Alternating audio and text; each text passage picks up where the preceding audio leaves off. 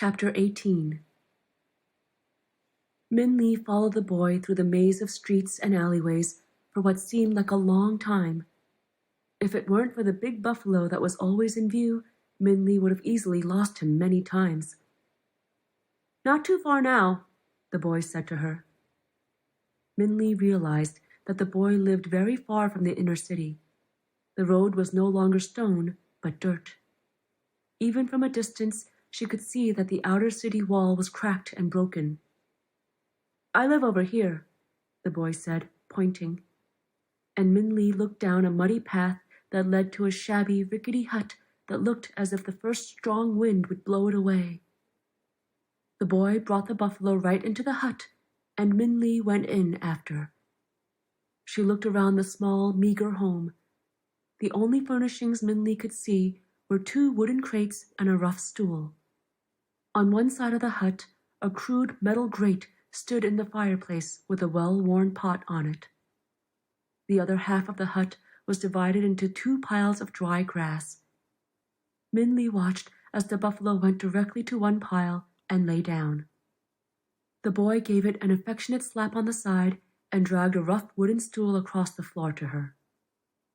"Here, have a seat," he said as he sprawled onto the other pile of grass. "And tell me why you want to go to the palace so much." "It's not the palace," Min Lee said as she sat on the stool. "I want to see the king." And she told the buffalo boy the whole story. She saw his face wrinkle with disbelief when she talked about the fish, and he shook his head when she told about the dragon, but he didn't interrupt once. "I don't know how you're going to see the king," the boy told her when she finished. "Even if you do see him, I doubt you'll be able to ask for a borrowed line, especially when you don't even know what it is." "But I have to," Min Lee said. "There must be a way." "Well, I always think better after I've eaten," the boy said, and he stood up and opened one of the crates.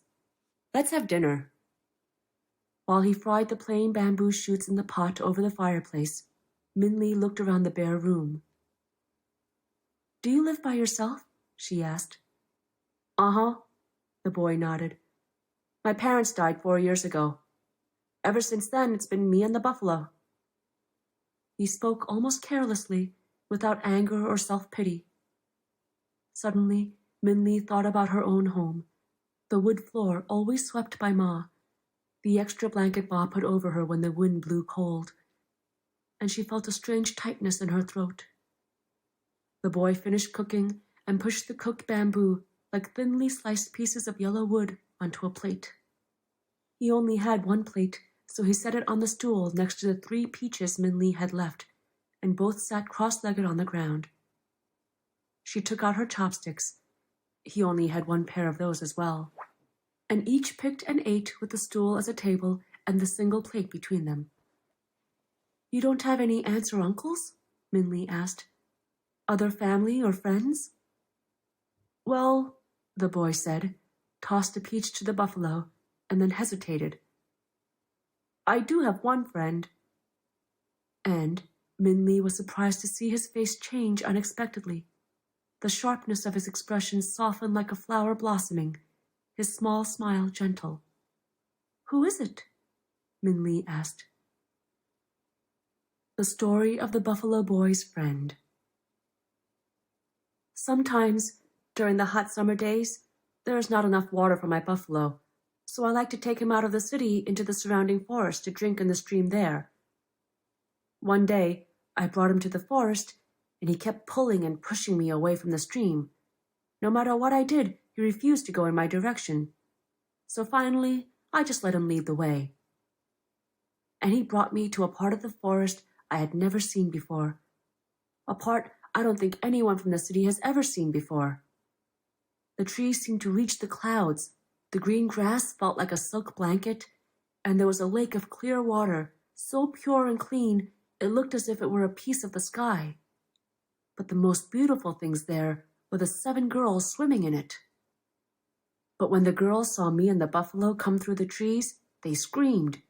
They jumped out of the water, grabbed their robes, and ran away. They moved so quickly, it seemed like they had all disappeared into the sky. All except for one, that is. One girl stayed in the water and stared at me with scared eyes. Her hair floated around her like a midnight halo, and her white face looked like a star in the sky. "Hello?" I said. You're Buffalo," she said, and her voice was like flute notes in the air. "He's sitting on my clothes." "Oh," I said, and I quickly pushed him over. On the ground, crushed and a little muddy, was a blue silk dress. As I lifted it, the softness made me ashamed of my rough hands. "Here," I said, bringing the dress to the edge of the lake.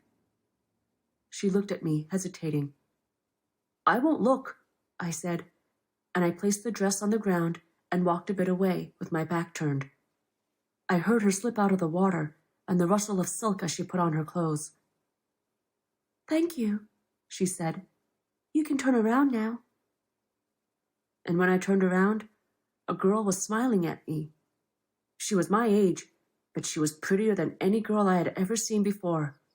Even paintings of princesses were ugly compared to her. "I didn't mean to scare you," I said.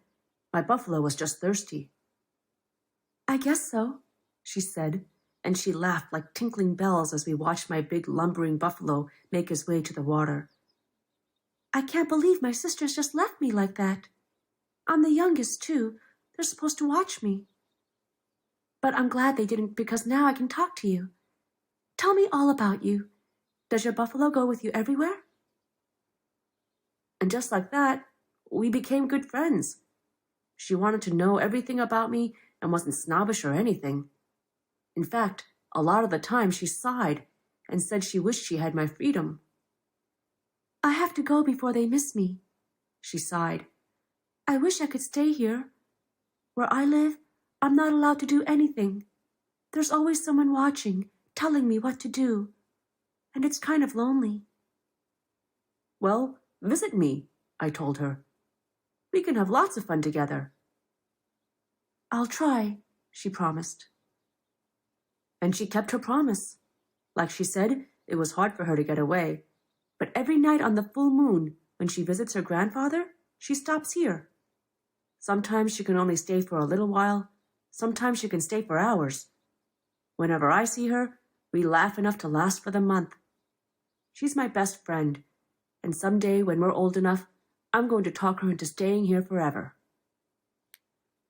"And she could be coming tonight," the buffalo boy said, and his smile was bright and broad.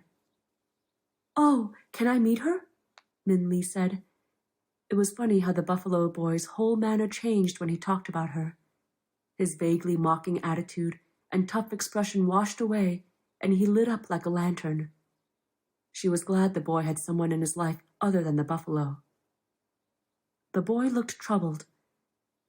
"She's really shy around other people," he said. "And I think she's afraid if anyone sees her, her family might find out that she stops here instead of going straight to her grandfather's. They're really strict with her." "I won't bother her then," Min-Lee said. "Do you want me to leave?" "No, you can just stay with the buffalo," he said. "She told me last time that this visit would have to be fast anyway. She was behind on her work, so they will expect her back quickly." "Work?" Min-Lee asked. "What does she do?" "She weaves and spins thread," the boy said. "That's what she brings to her grandfather when she visits. Thread that she spins." "Hey, I know. I'll ask her how you can see the king. She'll know." "How will a weaving girl know about the king?" Min-Lee asked. "Does she live in the inner city?" "No, she lives far away," the boy said vaguely. "But she knows a lot of things." Min-Lee shrugged. It didn't seem likely to her that a friend of the buffalo boy would know how she could see the king. But as she didn't have any ideas of her own, she would hope.